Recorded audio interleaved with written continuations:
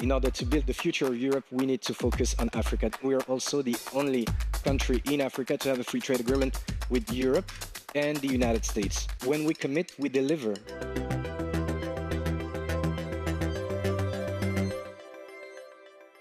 Welcome to The Big Question.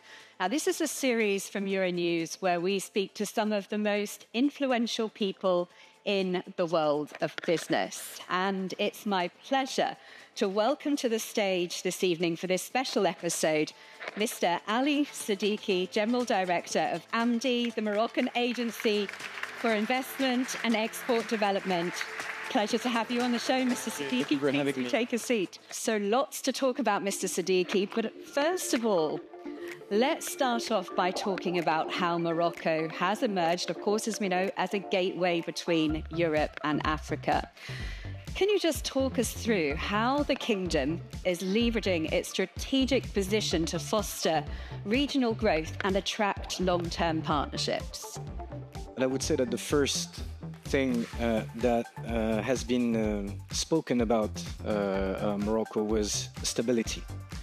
Morocco is the second oldest monarchical system in history. This is the ground and the foundation of our nation, and that gives us the ability to project and to have long-term planning. So combining stability with vision, I think, is the first and most important asset Morocco was able to provide investors with at a time where there is a lot of uncertainty in the world. On top of that, we have the best graded economy in Africa. Even our grade was upgraded last year. We went from BB+ with stable outlook to positive outlook. And now we're talking about something that happened after COVID, after the energy crisis. So it's telling of our capacity to provide our partners with a stable environment overall. This stability led to another leading asset of Morocco, which is a world-class infrastructure. We're not an oil and gas country, so building the quality, the infrastructure with this quality in Morocco took sophistication and dedication and engagement. And this helped us build world-class industrial ecosystems. If you add to that the fact that we are one of the most open economies in the world, we have free trade agreements with 90 countries, more than 55 free trade agreements that open a market of more than 2.5 billion consumers worldwide. And we are also the only country in Africa to have a free trade agreement with Europe and the United States. As a fun fact, we're also the closest country to Europe to have a free trade agreement with the United States. So again, the openness was part of the recipe. And to add to that, human capital, trained, educated, with an average age of 29, which is compared to Western Europe, you know, the average age is 44.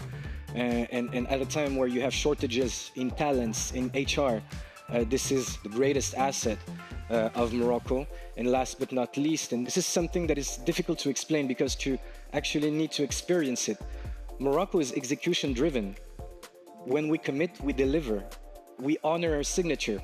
And to take very simple examples, when you're in one of our special economic zones and you request a construction permit, it takes less than 2 weeks. So we are dedicated and we're execution driven.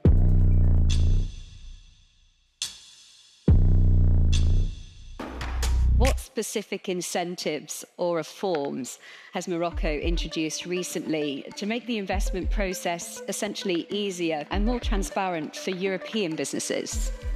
Even from years ago, we've been adapting the regulatory framework to be compatible to the one in Europe.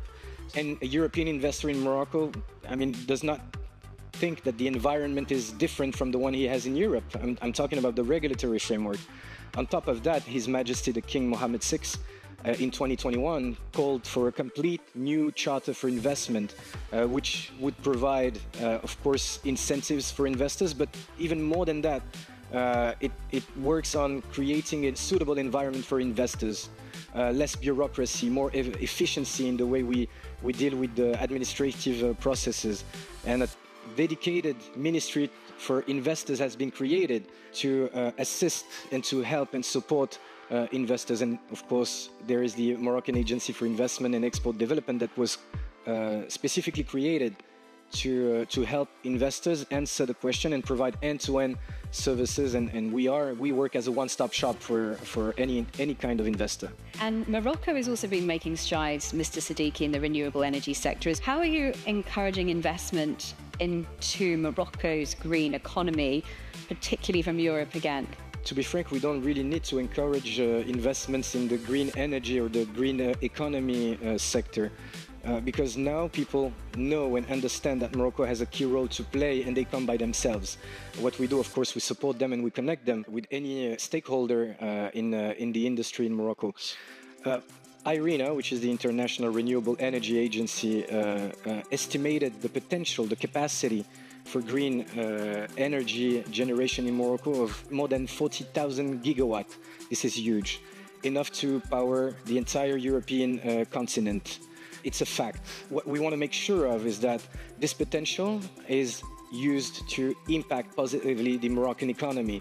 As I said, we have a great young population entering the job market. That's a huge opportunity, but also it's a challenge. We need to create jobs.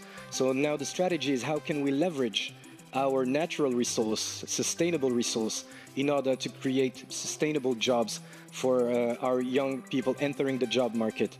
And the good news, they're talented, skilled, and educated. So investors are now we're working with them in order to build together this Euro-Mediterranean green economy. Looking to the future, Mr. Seddiki, let's look ahead to 2030. What's your vision for Morocco's role in the global economy, and how critical will partnerships with Europe be in achieving that vision? Well, the vision is pretty clear. As I said, Morocco is a world-class hub for sustainable investment and trade. So we do everything to keep on supporting this Moroccan value proposition. When we discuss with our European counterpart, we understand that green and ESG compatible industries are important for Europeans. They are also looking for additional cost efficiency, competitiveness, and also for future markets. And so Morocco has that opportunity to be a medium between Europe and the rest of Africa, building the continent. I mean, Morocco is definitely a market of the present, but Africa is also the market of the future. And if we want to make sure that we have all the elements required in order to build the future of Europe, we need to focus on Africa. This is exactly what Morocco has done. And so our agenda for 2030 is pretty clear. It means keeping on sharing our experiences with the rest of our continent. It's also putting ourselves as a great partner to Europe. And clearly, we think that Morocco is part of the solution for the European companies. Thank you very much for sharing your insights with us on The Big Question. It's been a pleasure to have you on the show. And thank you very much to all our viewers at home for watching. See you again next time.